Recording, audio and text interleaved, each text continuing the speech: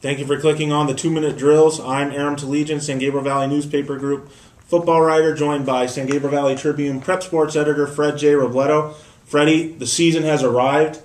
We're here to talk about a big game in the area, Rowland at Baldwin Park.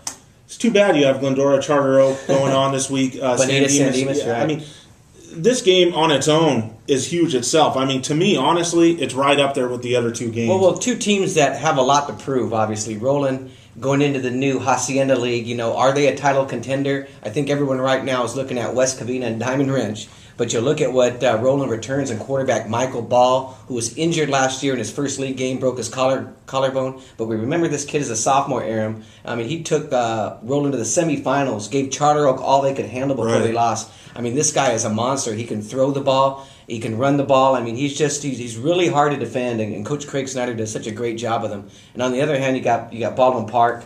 Coach Higgins has done a tremendous job with that team too. They're always pretty tough up front, and if anyone is going to give San Dimas a challenge this year in the Valley Vista League, you expect it to be Baldwin Park. So we're going to find out a lot about these two teams right off the bat. Right, but still, like any season opener, there are big questions. And at Baldwin Park, that's a quarterback. They have to replace Angel Acevedo, a key starter for them last year. And they're going to probably do it with Mario Rodriguez. So this is kind of a tough opener for Mario Rodriguez to jump into. Hey, you got to take on Rowland in your first game, and they're probably going to need some points here. But the good news for Baldwin Park is we could be talking about one of the best defenses in the area. 2 confirmed D1 guys already in Wardell Crutchfield III, a.k.a. WC3, at linebacker, and defensive back Demetrius Jackson. They're both going to UTEP, Freddie. And I saw Baldwin Park. I went out and caught one of their practices. This is one of the bigger teams in the area, and these guys like to hit. You could be looking at one of the better defenses in the area here. And you say that, and people are probably going to think you're crazy saying one of the better when you think of all of the great defenses and the upper division teams that we have. But you're absolutely right. I mean, WC3, as you like to call him, Wardell Crutchfield Jr. is a monster. Not just on defense, Aram. He might run the ball. He might do some things offensively that are going to give teams fits. And then Demetrius Jackson. I mean, here's a guy from Duarte who couldn't play last year, who's a real talented playmaker. I mean, they've got playmakers on offense. I mean, this is a scary team.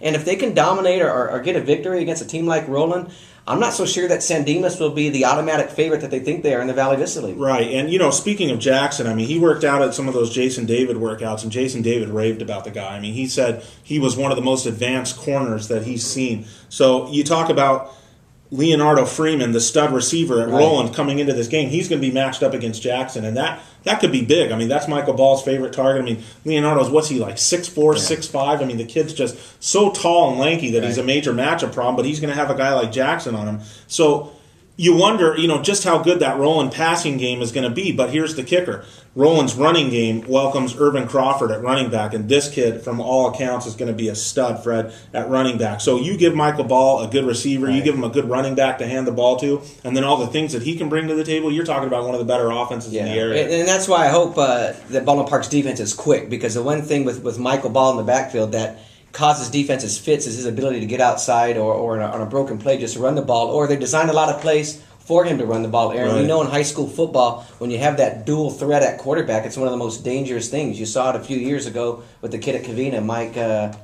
McDonough. Yeah, I mean, this is like a Mike McDonough, only he's a little more athletic than Mike, and we haven't really seen him in a whole year. I mean, being a senior now and having 2 years under his belt, I'm expecting huge things from Michael Ball, and that's why I like him in this opening game. Okay, so you're picking Rowland. Now. Let's do it. I really like Rowland as good as they're supposed to be on defense. I just don't see them stopping Michael Ball, and they're able to run the ball. They're also pretty big up front, and Craig Snyder, like I've always said, he's one of the most underrated coaches in the area, and he's always does a fantastic job, and having that guy healthy is going to make a difference. Sure. I like Rowland also in this game, only because I think this is going to be a defensive struggle, Fred, more than what people think, and more than what people think given the firepower that's on the field for both offenses. I think this is going to be a defensive struggle. I have a hard time imagining either team cracking 20 points. So I think Baldwin Park has a chance, but at the end of the day, you have to favor the team with the more veteran quarterback, the quarterback that can do things with his arms, with his arm and his legs. So I'm going to go with Rowland here. We both pick Rowland here. Should be a great game at Baldwin Park on Friday night at 7 p.m. Enjoy it, everybody.